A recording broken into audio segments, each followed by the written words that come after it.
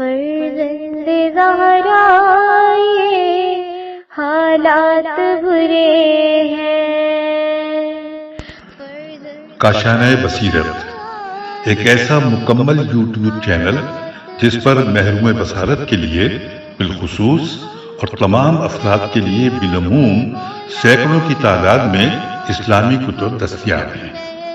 لہذا گزارش ہے کہ آپ اپنی ذمہ داری نبھاتے ہوئے کاشانۂ بصیرت کو سبسکرائب کرنے کے ساتھ ساتھ بیل آئیکن کو پریس کیجیے تاکہ آپ علم کے حصول کے ساتھ ساتھ مذہب اہل بیت کی اشاعت میں بھی اہم کردار ادا کرتے رہیں۔ کاشانۂ بصیرت، کاشانۂ بصیرت، کاشانۂ بصیرت۔ فرزند زہرا یہ حالات برے ہیں۔ بسم اللہ الرحمن الرحیم۔ السلام علیکم۔ یہ کاشانۂ بصیرت یوٹیوب چینل ہے۔ آج ہم آپ کے لیے کتاب خود سازی یعنی تزکیہ اور تہذیب نفس ریکارڈ کر رہے ہیں، جس کے مصنف آیت اللہ ابراہیم امینی ہیں۔ تو آئیے سنتے ہیں اس کتاب کا پارٹ نمبر 12 پیج نمبر 160 سے۔ نفس کے حساب کو 3 مرحلوں میں انجام دیا جائے تاکہ تدریجاً وہ اس کی عادت کرے اور متی ہو جائے۔ نمبر 1، مشارطہ اور عہد لینا۔ نفس کے حساب کو اس طرح شروع کریں، دن کی پہلی گھڑی میں ہر روز کے کاموں کے انجام دینے سے پہلے ایک وقت مشارطہ کے لیے معین کر لیں۔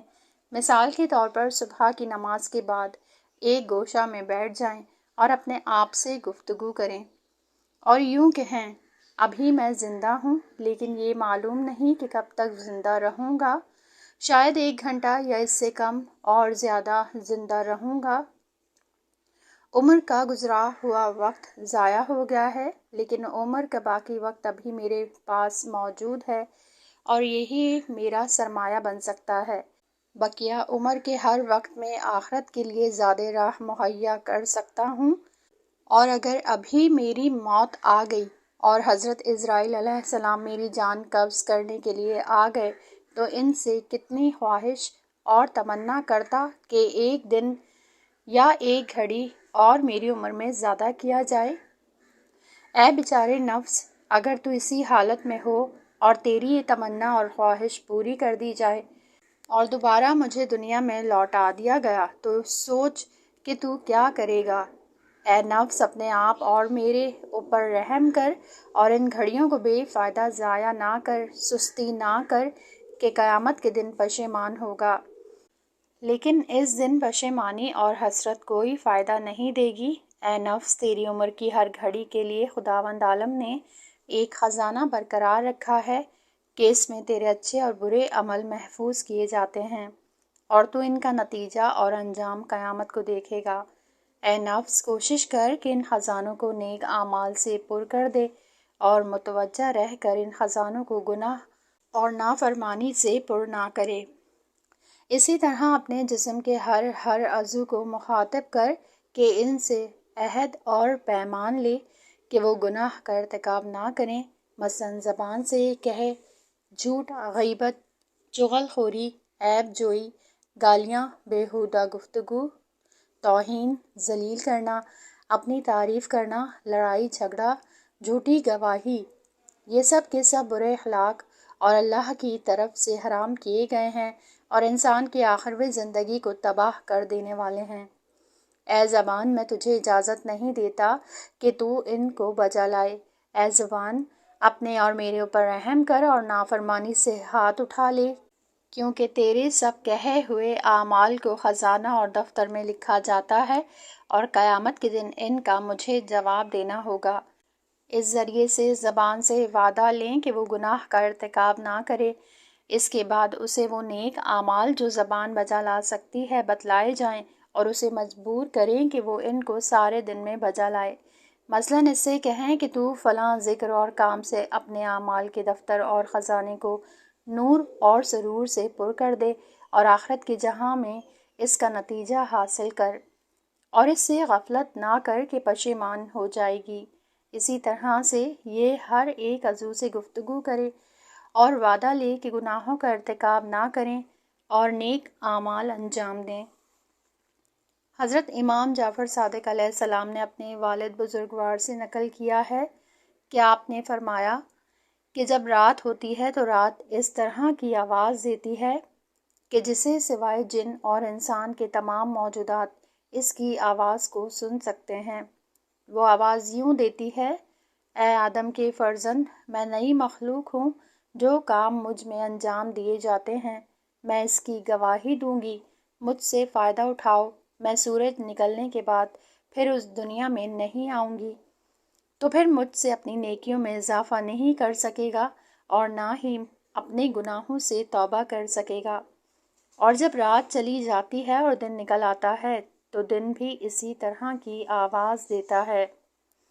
ممکن ہے کہ نفس امارہ اور شیطان ہمیں یہ کہے کہ تو اس قسم کے پروگرام پر تو عمل نہیں کر سکتا، مگر ان قیود اور حدود کے ہوتے ہوئے زندگی کی جا سکتی ہے۔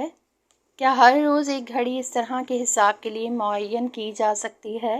نفس امارہ اور شیطان اس طرح کے وسوسے سے ہمیں فریب دینا چاہتا ہے اور ہمیں حتمی ارادے سے روکنا چاہتا ہے۔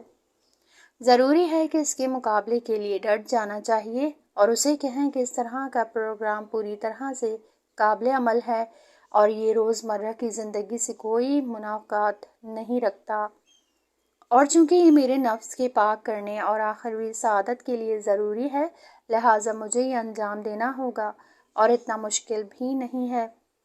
تو اے نفس، ارادہ کر لے اور عزم کر لے، یہ کام آسان ہو جائے گا، اور اگر ابتدا میں کچھ مشکل ہو تو آہستہ آہستہ عمل کرنے سے آسان ہو جائے گا۔ نمبر 2، مراقبت، پیج نمبر 162۔ جب انسان اپنے نفس سے مشارطہ یعنی عہد لے چکے تو پھر اس کے بعد اس عہد پر عمل کرنے کا مرحلہ آتا ہے کہ جسے مراقبت کہا جاتا ہے۔ لہٰذا تمام دن میں تمام حالات میں اپنے نفس کی مراقبت اور محافظت کرتے رہیں کہ وہ وعدہ اور عہد جو کر رکھا ہے اس پر عمل کریں۔ انسان کو تمام حالات میں بیدار اور مواظب رہنا چاہیے اور خدا کو ہمیشہ حاضر اور ناظر جانے اور کیے ہوئے وعدے کو یاد رکھے کہ اگر اس نے ایک لحظہ بھی غفلت کی تو ممکن ہے کہ شیطان اور نفس امارہ اس کے ارادے میں رخنہ اندازی کرے اور کیے وعدے پر عمل کرنے سے روک دے۔ امیر المومنین علیہ السلام نے فرمایا ہے کہ عاقل وہ ہے جو ہمیشہ نفس کے ساتھ جہاد میں مشغول رہے اور اس کی اصلاح کی کوشش کرتا رہے اور اس ذریعے اسے اپنے ملکیت میں قرار دے۔ عقل مند انسان نفس کو دنیا اور جو کچھ دنیا میں ہے مشغول رکھنے سے پرہیز کرنے والا ہوتا ہے۔ حضرت علی علیہ السلام نے فرمایا ہے کہ نفس پر اعتماد کرنا اور نفس سے خوش بین ہونا شیطان کے لیے بہترین موقع فراہم کرتا ہے۔ نیز حضرت صلی اللہ علیہ وآلہ وسلم نے فرمایا ہے کہ جو شخص نفس کے اندر سے روکنے والا رکھتا ہو تو خداوند عالم کی طرف سے بھی اس کے لیے محافظت کرنے والا معین کیا جاتا ہے۔ جو انسان اپنے نفس کا مراقب ہے وہ ہمیشہ بیدار اور خدا کی یاد میں ہوتا ہے۔ وہ اپنے آپ کو ذات الہی کے سامنے حاضر دیکھتا ہے، کسی کام کو بغیر سوچے سمجھے انجام نہیں دیتا۔ اگر کوئی گناہ یا نافرمانی اس کے سامنے آئے تو فوراً اسے اللہ اور قیامت کے حساب و کتاب کی یاد آ جاتی ہے اور وہ اسے چھوڑ دیتا ہے، اپنے کیے ہوئے عہد اور پیمان کو نہیں بھلاتا، اسی ذریعے سے اپنے نفس کو ہمیشہ اپنی ملکیت اور کنٹرول میں رکھتا ہے اور اپنے نفس کو برائیوں اور ناپاکیوں سے روکے رکھتا ہے۔ ایسا کرنا نفس کو پاک کرنے کا ایک بہترین وسیلہ ہے۔ اس کے علاوہ جو انسان مراقبت رکھتا ہے وہ تمام دن واجبات اور مستحجات کی یاد میں رہتا ہے اور نیک کام اور خیرات کے بجا لانے میں مشغول رہتا ہے اور کوشش کرتا ہے کہ نماز کو فضیلت کے وقت میں خضوع اور خشوع اور حضور قلب سے اس طرح بجا لائے کہ گویا اس کے عمر کی آخری نماز ہے۔ ہر حالت اور ہر کام میں اللہ کی یاد میں ہوتا ہے، فارغ وقت بیہودہ اور لغویات میں نہیں کاٹتا اور آخرت کے لیے ان اوقات سے فائدہ اٹھاتا ہے۔ وقت کی قدر کو پہچانتا ہے اور ہر فرصت سے اپنے نفس کے کام میں صحیح اور کوشش کرتا ہے اور جتنی طاقت رکھتا ہے مستحجبات کے بجا لانے میں بھی کوشش کرتا ہے۔ کتنا ہی اچھا ہے کہ انسان بعض اہم مستحب کے بجا لانے کی عادت ڈالے۔ اللہ تعالیٰ کا ذکر اور اس کی یاد تو انسان کے لیے ہر حالت میں ممکن ہوا کرتی ہے۔ سب سے مہم یہ ہے کہ انسان اپنے روزمرہ کے تمام کاموں کے قصد، قربت اور اخلاص سے عبادت اور سیر و سلوک علی اللہ کے لیے قرار دے دے، یہاں تک کہ خورد و نوش اور کسب کار اور سونا اور جاگنا، نکاح اور ازدواج اور باقی تمام مباح کاموں کو نیت اور اخلاص کے ساتھ عبادت کی جزو بنا سکتا ہے۔ کاروبار اگر حلال روزی کمانے اور مخلوق خدا کی خدمت کی نیت سے ہو تو پھر یہ بھی عبادت ہے۔ اسی طرح کھانا پینا، اٹھنا بیٹھنا، سونا اور جاگنا اگر زندہ رہنے اور اللہ کی بندگی کے لیے قرار دے تو یہ بھی عبادت ہے۔ اللہ کے مخصوص بندے اسی طرح تھے اور ہیں۔ نمبر 3، اعمال کا حساب، پیج نمبر 163۔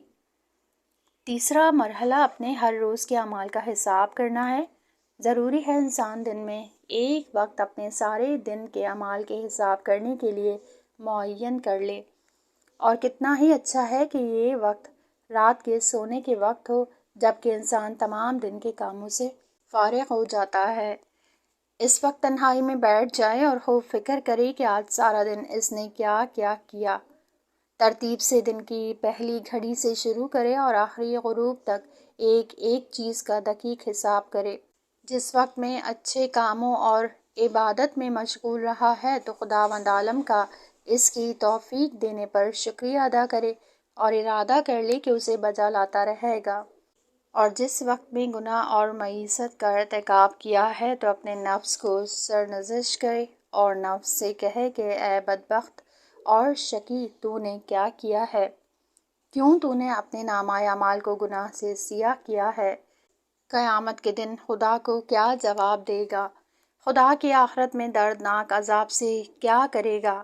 خدا نے تجھے عمر اور صحت اور سلامتی اور موقع دیا تھا تاکہ آخرت کے لیے زیادہ راہ مہیا کرے، تو اس نے اس کے عوض اپنے نامہ اعمال کو گناہوں سے پر کر دیا ہے۔ کیا یہ احتمال نہیں دیتا تھا کہ اس وقت تیری موت آ پہنچے؟ تو اس صورت میں کیا کرتا؟ اے بے حیا نفس، کیوں تو نے خدا سے شرم نہیں کی؟ اے جھوٹے اور منافق، تو خدا اور قیامت پر ایمان رکھنے کا ادا کرتا تھا، کیوں تو کردار میں ایسا نہیں ہوتا؟ پھر اس وقت توبہ کرے اور ارادہ کر لے کہ پھر اس طرح کے گناہ کا ارتکاب نہیں کرے گا اور گزرے ہوئے گناہوں کا تدارک کرے گا۔ امیر المومنین علیہ السلام نے فرمایا کہ جو شخص اپنے نفس کو گناہوں اور عیوب پر سرزنش کرے تو وہ گناہوں کے ارتکاب سے پرہیز کر لے گا۔ اگر انسان محسوس کرے کہ نفس سرکش اور نافرمانی کر رہا ہے اور گناہ کے ترک کرنے اور توبہ کرنے پر حاضر نہیں ہو رہا تو پھر انسان کو بھی نفس کا مقابلہ کرنا چاہیے اور اس پر سختی سے پیش آنا چاہیے۔ اس صورت میں ایک مناسب کام کو وسیلہ بنائے، مثلاً اگر اس نے کوئی گناہ کا کام کیا ہے یا کسی دوسری نافرمانی کو بجا لایا ہے تو اس کے عوض کچھ مال خدا کی راہ میں دے دے، یا ایک دن یا کئی دن روزہ رکھ لے، تھوڑے دنوں کے لیے لذیذ غذا یا ٹھنڈا پانی پینا چھوڑ دے، یا دوسرے لذائذ کے جسے نفس چاہتا ہے کہ بجا لانے سے ایک جائے، یا تھوڑے سے وقت کے لیے سورج کی گرمی میں کھڑا ہو جائے۔ بہرحال نفس امارہ کے سامنے سستی اور کمزوری نہ دکھلائے، ورنہ وہ مسلط ہو جائے گا اور انسان کو ہلاکت کی وادی میں جا پھینکے گا۔ اور اگر تم اس کے سامنے سختی اور مقابلے کے ساتھ پیش آئے تو وہ تیرا مطیع اور فرما بردار ہو جائے گا۔ اگر کسی وقت میں نہ کوئی اچھا کام انجام دیا ہو اور نہ کسی گناہ کا ارتکاب کیا ہو تو پھر بھی نفس کو سرنوشت اور ملامت کرے اور اسے کہے کہ کس طرح تم نے عمر کے سرمائے کو ضائع کیا ہے۔ تو اس وقت نیک عمل بجا لا سکتا تھا اور آخرت کے لیے زیادہ راہ حاصل کر سکتا تھا، کیوں نہیں ایسا کیا؟ اے بدبخت، نقصان اٹھانے والے، کیوں ایسی گراں قدر فرصت کو ہاتھ سے جانے دیا؟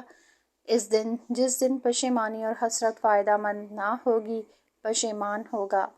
اس طریقے سے پوری دقت جیسے ایک شریک دوسرے شریک سے کرتا ہے، اپنے دن رات کے کاموں کو مورد دقت اور مواخذہ قرار دے۔ اگر ہو سکے تو اپنے ان تمام کے نتائج کو کسی کاپی میں لکھ لے۔ بہرحال نفس کے پاک و پاکیزہ بنانے کے لیے مراقبت اور حساب ایک بہت ضروری اور فائدہ مند کام شمار ہوتا ہے۔ جو شخص بھی سعادت کا طالب ہے اسے اس کو اہمیت دینی چاہیے۔ اگرچہ یہ کام ابتدا میں مشکل نظر آتا ہے، لیکن اگر ارادہ اور پائیداری کر لے تو یہ جلدی آسان اور سہل ہو جائے گا اور نفس امارہ کنٹرول اور زیر نظر ہو جائے گا۔ رسول خدا صلی اللہ علیہ وآلہ وسلم نے فرمایا ہے کہ میں تمہیں عقل مندوں کا عقل مند اور احمقوں کا حق نہ بتلاؤں؟ عرض کیا گیا، یا رسول اللہ صلی اللہ علیہ وآلہ وسلم فرمائیے۔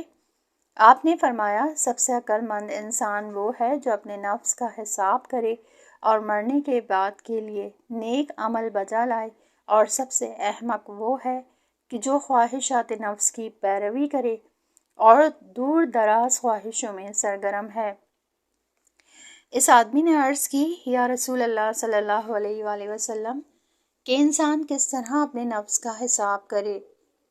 آپ صلی اللہ علیہ وآلہ وسلم نے فرمایا، جب دن ختم ہو جائے اور رات ہو جائے تو اپنے نفس کی طرف رجوع کرے اور اسے کہے، اے نفس، آج کا دن بھی چلا گیا اور یہ پھر لوٹ کے نہیں آئے گا۔ خداوند عالم تجھ سے اس دن کے بارے میں سوال کرے گا کہ اس دن کو کن چیزوں میں گزارا ہے اور کون سا عمل انجام دیا ہے۔ کیا اللہ کا ذکر اور اس کی یاد کی ہے؟ کیا کسی مومن بھائی کا حق ادا کیا ہے؟ کیا کسی مومن بھائی کا غم دور کیا ہے؟ کیا اس کی غیر حاضری میں اس کے اہل و عیال کی سرپرستی کی ہے؟ کیا اس کے مر جانے کے بعد اس کے اہل و عیال کے بارے میں اس کا حق ادا کیا ہے؟ کیا کسی مومن بھائی کی غیبت سے دفاع کیا ہے؟ کیا کسی مسلمان کی مدد کی ہے؟ آج کے دن کیا کیا ہے؟ اس دن جو کچھ انجام دیا ہوا ایک ایک کو یاد کرے۔ اگر وہ دیکھے کہ اس نے نیک کام انجام دیے ہیں تو خداوند عالم کا اس نعمت اور توفیق پر شکریہ ادا کرے، اور اگر دیکھے کہ اس نے گناہ کا ارتکاب کیا ہے اور نافرمانی بجا لایا ہے تو توبہ کرے اور ارادہ کر لے کہ اس کے بعد گناہوں کا ارتکاب نہیں کرے گا، اور پیغمبر اور اس کی آل پر درود بھیج کر اپنے نفس کی کثافتوں کو اس سے دور کرے، اور امیر المومنین علیہ السلام کی ولایت اور بیعت کو اپنے نفس کے سامنے پیش کرے اور آپ کے دشمنوں پر لعنت بھیجے۔ اگر اس نے ایسا کر لیا تو خدا اس سے کہے گا کہ میں تم سے قیامت کے دن حساب لینے سے سختی نہیں کروں گا، کیونکہ تو میرے اولیاء کے ساتھ محبت رکھتا تھا اور ان کے دشمنوں سے دشمنی رکھتا تھا۔ امام موسیٰ کاظم علیہ السلام نے فرمایا ہے کہ وہ ہم میں سے نہیں ہے جو اپنے نفس کا ہر روز حساب نہیں کرتا۔ اگر وہ اچھے کام انجام دے تو خداوند عالم سے زیادہ توفیق دینے کو طلب کرے، اور اگر نافرمانی اور معصیت کا ارتکاب کیا ہو تو استغفار اور توبہ کرے۔ پیغمبر علیہ السلام نے ابو ذر سے فرمایا کہ عقل مند انسان کو اپنا وقت تقسیم کرنا چاہیے، ایک وقت خداوند عالم کے ساتھ مناجات کرنے کے لیے مخصوص کرے اور ایک وقت اپنے نفس کے حساب لینے کے لیے مختص کر لے، اور ایک وقت ان چیزوں میں غور کرنے کے لیے جو خداوند عالم نے اسے عنایت کی ہیں مخصوص کر دے۔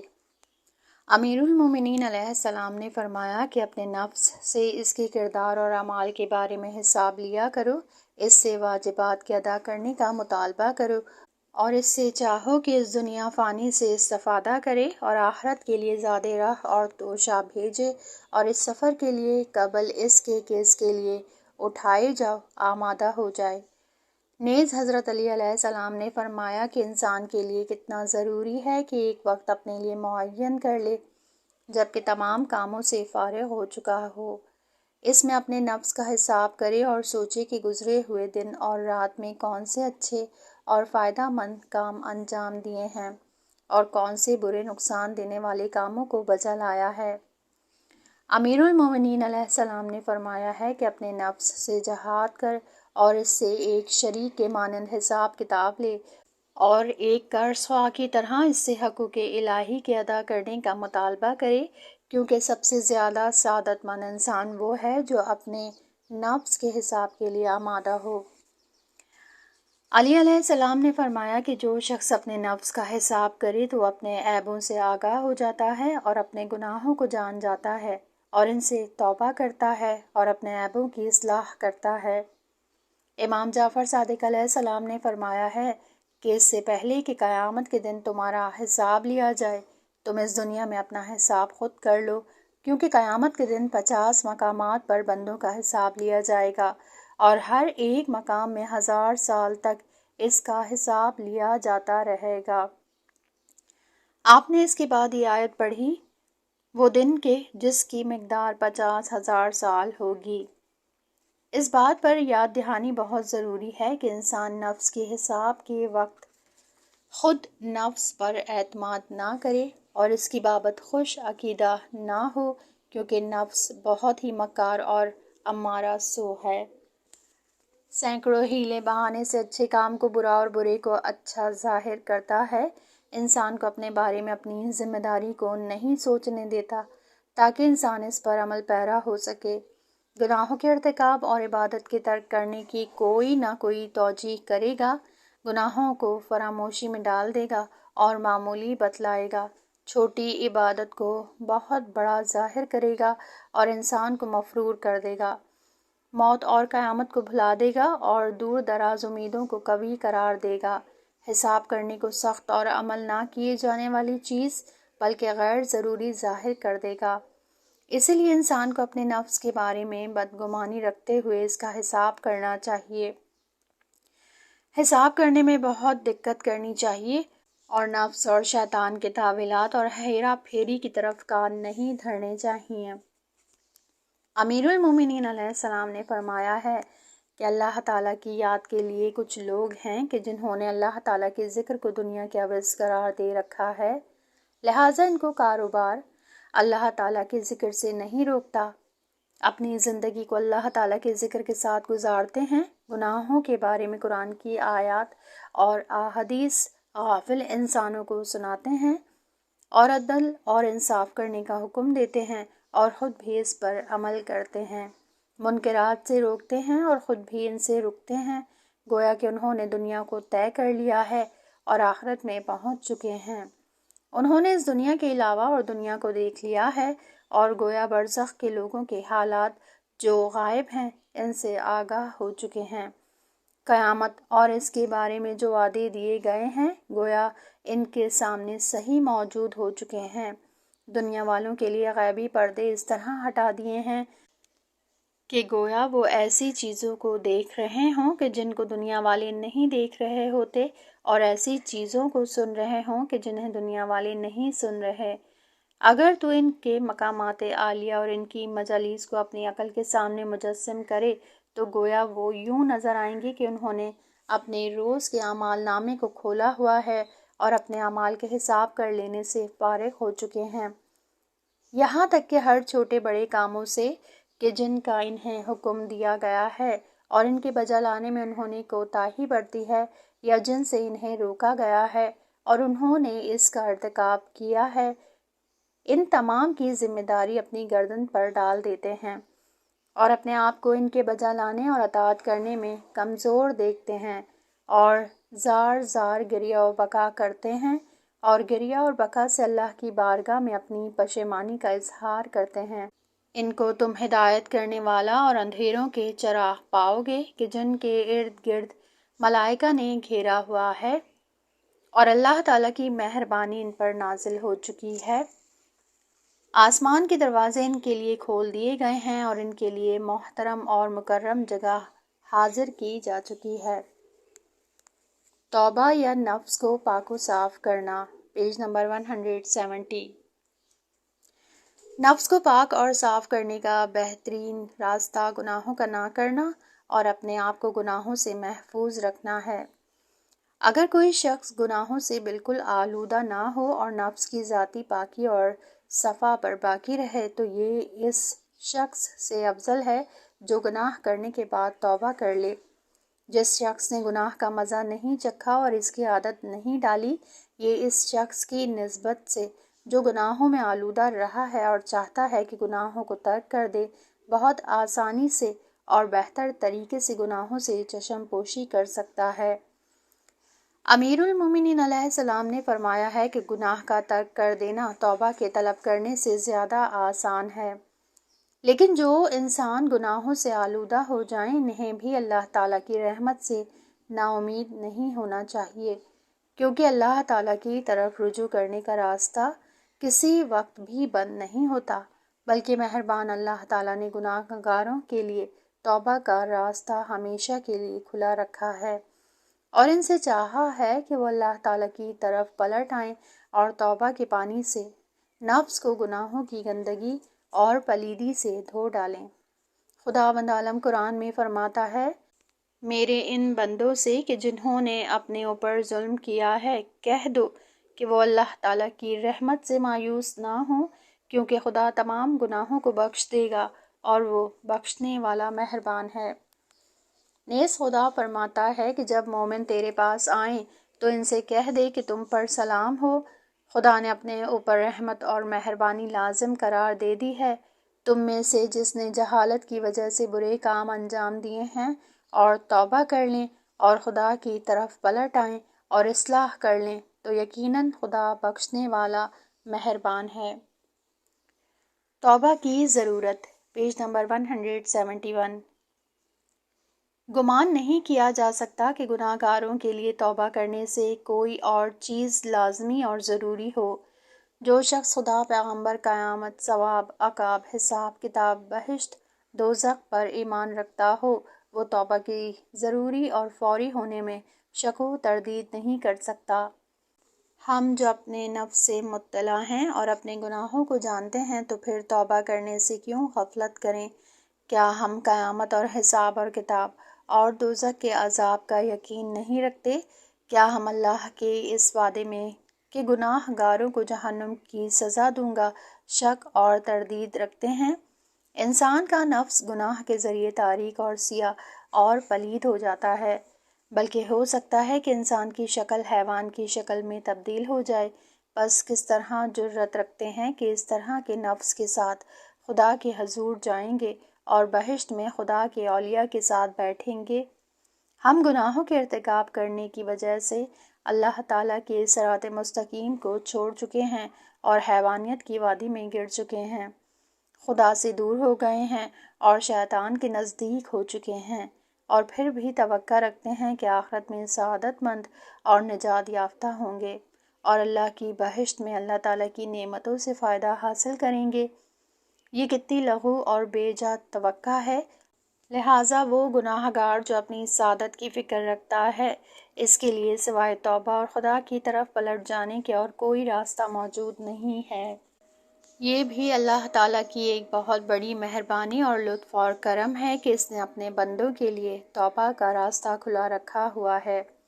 زہر کھایا ہوا انسان جو اپنی صحت کے بارے میں فکر مند ہے، کسی بھی وقت زہر کے نکالے جانے اور اس کے علاج میں تاخیر اور تردید کو جائز قرار نہیں دیتا، کیونکہ وہ جانتا ہے کہ اگر اس نے دیر کی تو وہ ہلاک ہو جائے گا، جبکہ انسان کے لیے گناہ ہر زہر سے زیادہ ہلاک کرنے والا ہوتا ہے۔ عام زہر انسان کی دنیاوی چند روزہ زندگی کو خطرے میں ڈالتی ہے، تو گناہ انسان کو ہمیشہ کی ہلاکت میں ڈال دیتا ہے اور انسان کی آخرت کی سعادت کو ختم کر دیتا ہے۔ اگر زہر انسان کو دنیا سے جدائی دیتی ہے تو گناہ انسان کو خدا سے دور کر دیتا ہے اور اللہ تعالیٰ سے قرب اور لقا کے فیض سے محروم کر دیتا ہے۔